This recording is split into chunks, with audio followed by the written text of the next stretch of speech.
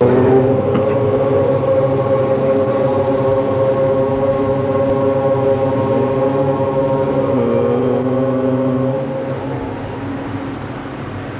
there be peace and love among all beings of the universe. Let there be peace.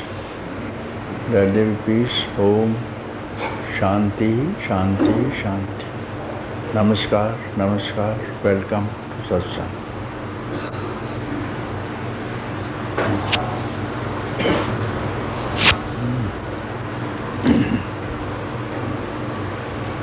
Death. We are going to speak what is death, fear of death.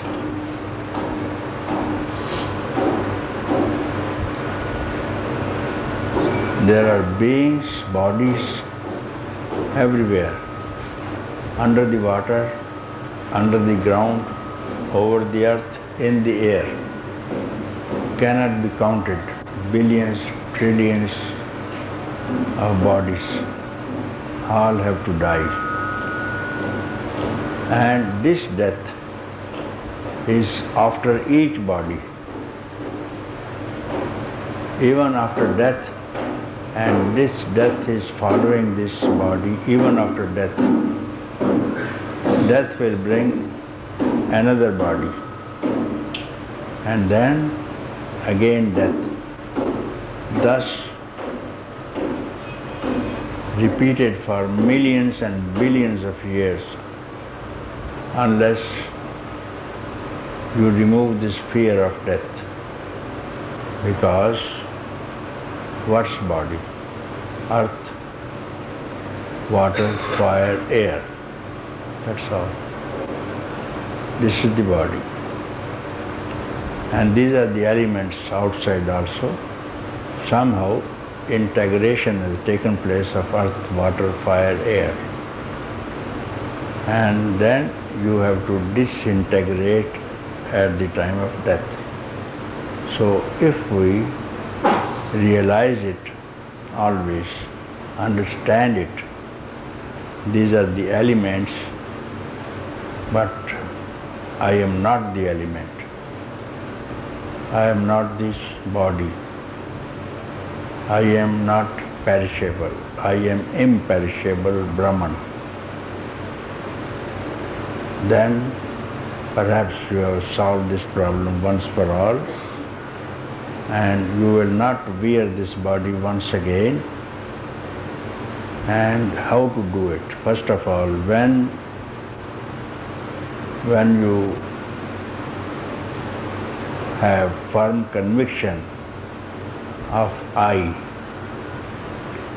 don't talk of reality. When you speak, I am this I. When you use I am this I, and you have firm conviction of I, and this I is identified with the body, don't talk of enlightenment, freedom, or reality, or truth, or bliss, or ananda, whatsoever. It's not possible. And this I is universe, bondage. When I rises, the universe arises, the bondage arises. And when there is no I, no concept of I, that's called freedom. So how to get rid of this concept of I? So there are various ways described in the books of knowledge, Upanishads, Sutras also. So everybody says, I am. Everybody says, I am so and so. You are so and so. He is so and so. And this is the world. No one ever questions, what am I? Where do I come from? Where do I return to? what is the purpose of my coming here? What have I done? So this question is never asked. Who am I is never asked. So you have to question, who am I? And then you have to search for its answer by yourself here and now. And this is going to free you. And another, through yoga also you can do it, just with the count of eight breathings, inhaling, exhaling, just for 8 times. How much time it takes? 1 minute you have 16 breathings. 1 minute, just half a minute, and you are free. How?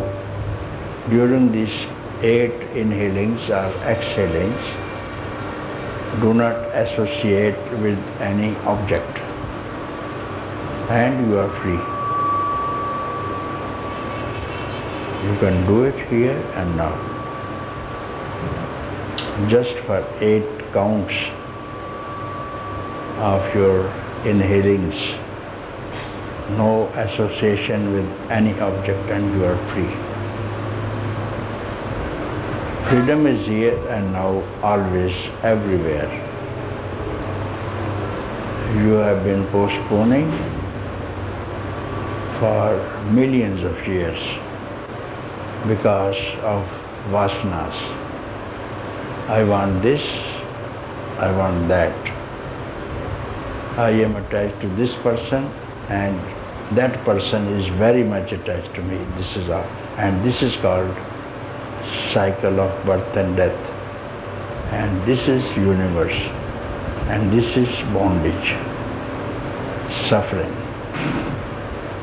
And actually, it doesn't exist. Only vasana, there's no difference between vasana and samsara. Vasana is, I want this, that's all. When you don't give rise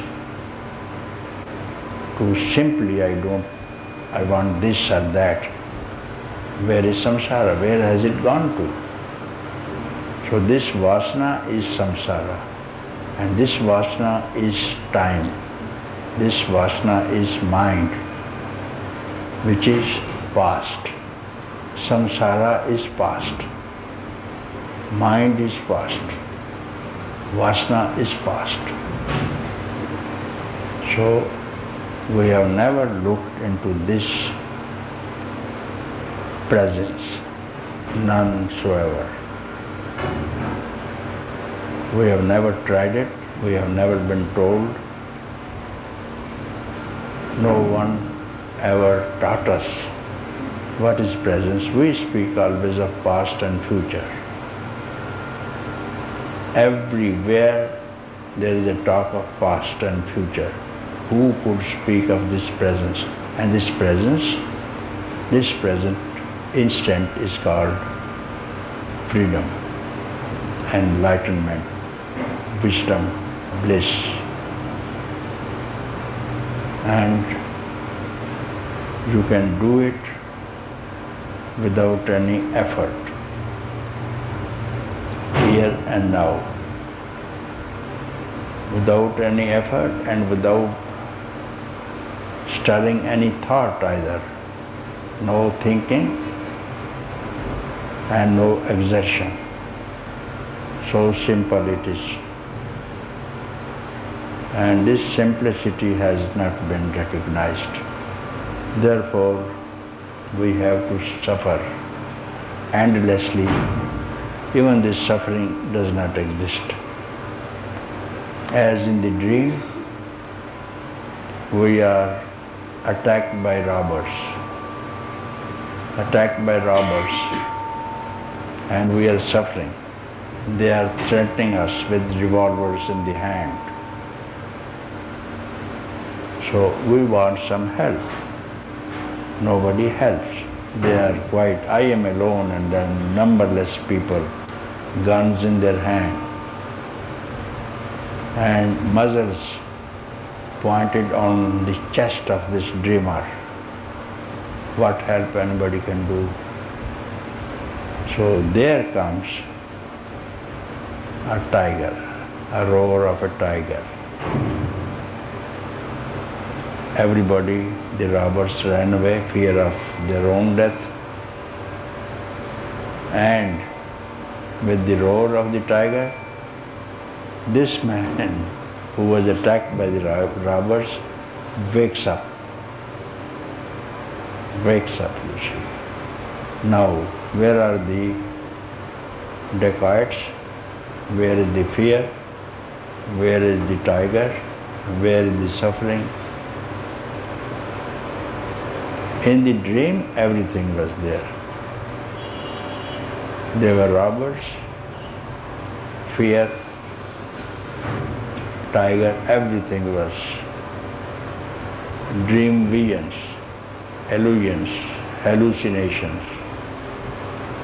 But on waking up, nothing existed, you see. Likewise, the same is the case here. There is no difference at all. So you are all sleeping, and when we dream, we must have previously slept. Before, we must have been sleeping, then in the sleep we dream. In the dream we see objects. Sleep, dream, objects. So when we see objects, we are dreaming. When we are dreaming, we are sleeping. So here also, when we see objects, we are dreaming and we are sleeping. Wake up. What is this wake up? No. Is the roar of the tiger that made you wake up from the dream, from the sleep. Like this thing, when you want to be free. I want to be free is roar of a tiger. First of all, no one wants to be free, and this is a fact. No one wants to be free. Some here and there, they need some help. Go and join meditation retreats, go to some teachers for some help. Help to solve their problems, not for freedom. Who comes for freedom, first of all? We are 6 billion people tonight. How many are there? How many Buddhas? How many enlightened people have we produced for quite billions of years now? Because we don't want freedom. We want to enjoy. And this enjoyment each time is taken away from us.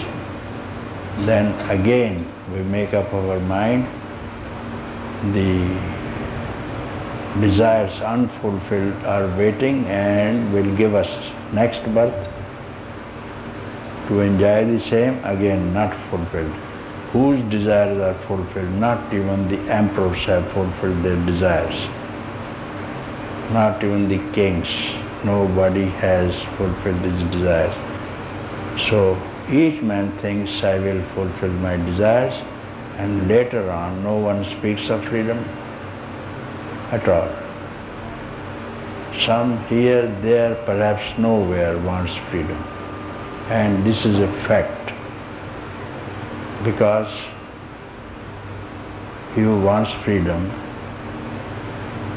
has to be free at the same moment when he wants to be free. Because The wave rises from the ocean. Is the ocean. Within the ocean, not separate. So when the desire for freedom arises, it arises from freedom itself, from self itself, and is the self itself. If it is an ocean, there has to be a wave not separate from the ocean itself. And in the desert, if it arises, it's a mirage. In the desert also there are waves. People run after it to have a soothing bath, swim in that. So that also is a river with waves, but it is not real. It was not there in the morning, neither in the evening. Only for some time it is there. So this pleasure is for some time. Just in the waking state or in the dream state that you can enjoy, it's not abiding, it's not permanent, it's not eternal peace. And after having enjoyed and found peace, you want to run for something else. So it's not peace at all. Peace, once attained, you are peace itself. So when you run here, there, it is something else. It is sensual pleasure, not peace, not bliss. Sensual pleasure, because this is the nature of the mind. Having enjoyed one thing, it wants something else, and then something else, and this is called samsara. So if you desire for freedom, make up your mind. If not today, maybe at the end of this life, if not next life. Don't postpone it. This postponement is called samsara. Samsara means postponement. And if you stand on your toes and decide, I want to be free, who can stop it first of all? Decide once for all, I have to be free, because freedom is within. And when you say, I want to be free, who speaks? Who is it that wants to be free? From where does it rise from? Even this desire, I want to be free, where does it rise from? Where does it stand? Where does it subside to? Just you have to understand this thing. You have not to go anywhere. Even you have not to desire anything, only just understand that you are not bound. I am suffering, I am bound. You have heard from someone else. It's not your experience. You find out yourself. This suffering, this death, these tensions, you have heard from someone else. It's not your experience, because when you sleep, all what you have heard, all what you have read, is not there. And you are happy even in sleep, though this is ignorant state. You are happy because all that you have read, heard, experienced, and tasted, and smelled, and seen is no more there, and you are happy. So, if you free yourself of what you have seen, smelt, heard, tasted, or touched, just for 1 second, maybe half of the second. Maybe half of the half will do. That's how, who says, I think it is Goswami says, you see. What I remember just now in this context.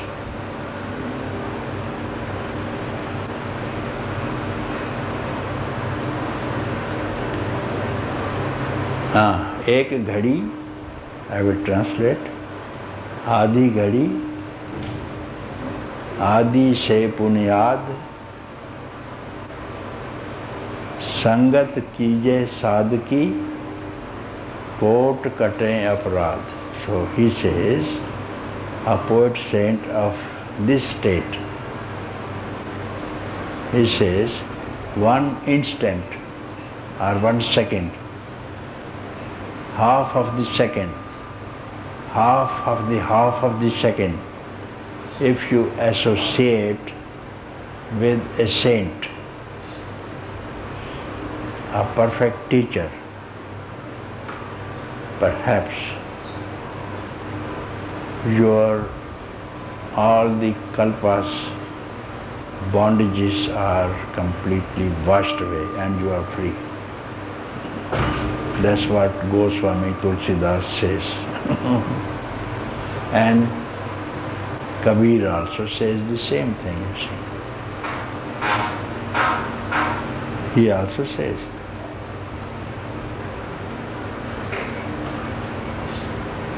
Chit thir, man thir, buddh thir.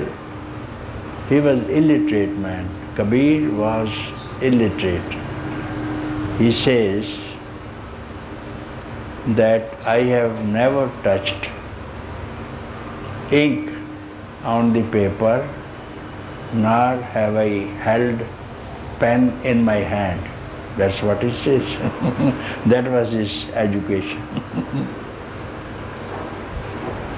Chit thir, man thir, buddh thir, isthar raag sharir, pache pache har phire, kahat kabir kabir. So he says, how I translate, do not stir a thought in your mind. Keep your intellect quiet. Chit, mind also quiet. Senses also quiet. And then enlightenment itself will be calling you from behind. Enlightenment itself will be inviting you from behind. Oh Kabir, wait, I am following you. That is how it happened. So don't stir a thought, single thought. Don't discriminate between this and that. And no mentation. And 1 second, half of the half.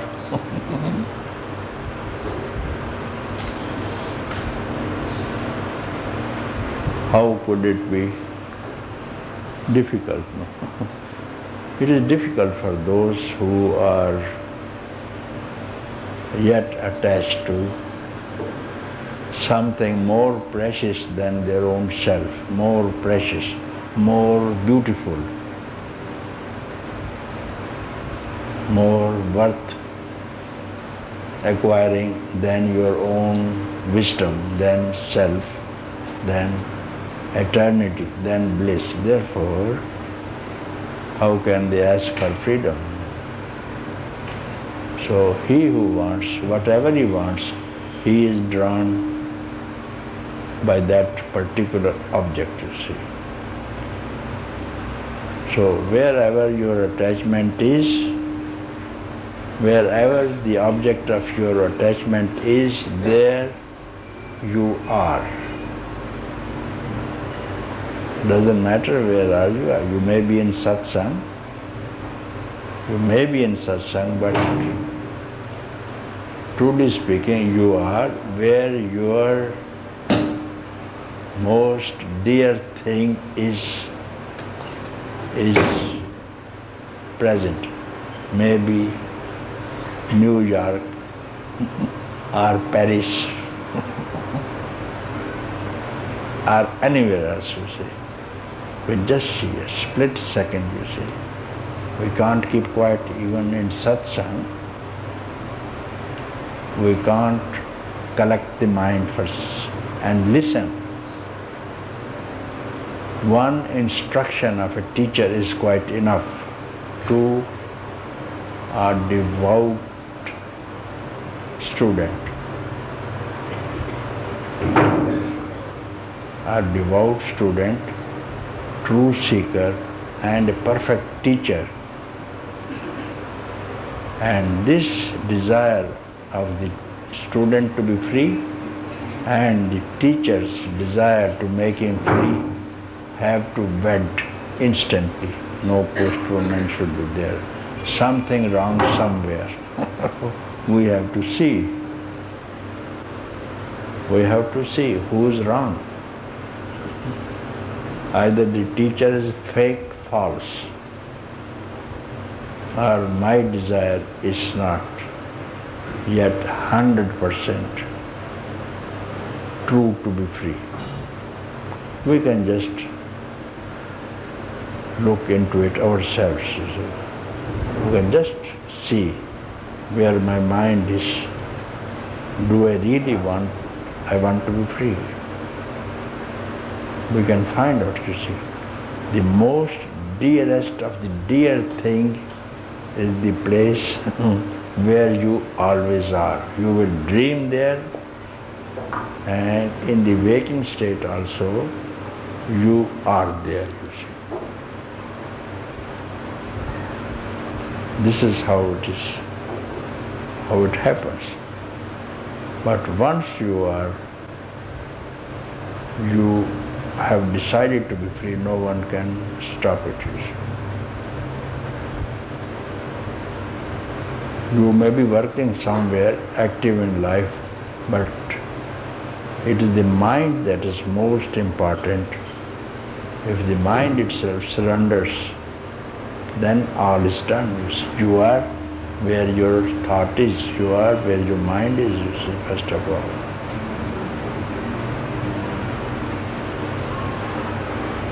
As a woman is in love with the neighbor. A woman is in love with, it's a story, but I tell you the true love. For that reason, this is the best love, I tell you. Neighbor, a wife is in love with the neighbor. So she is doing all the service to her husband, children, going to school, looking after, so that her husband doesn't smell anything. More than a wife, she is true to this man, so that he has no doubt about it, no. Looking after children, husband is very happy, he is getting absolutely better attention from the wife. But inside, does he live in the house? No. He is in the next house. Whenever there is a chance, she jumps the wall to see her beloved. Like this we must live in the world. We may be in this world. Let us love our partners where we live very beautifully, as this woman has done it. Look after our children, they will be looked after very well, but let us have love with the neighbor which is seated inside us, you see. There's no problem, you see. And this is the best love, you see, that you can do. Everybody will be happy. After all, we need attention. Give best attention as good as possible to the world. That's all the world needs out of you. Children need service, do it. Your partners need attention, give them. Slip away when there is a time, one instant in life. One instant. Find a chance. Surely your husband is going to sleep sometime. Slip away.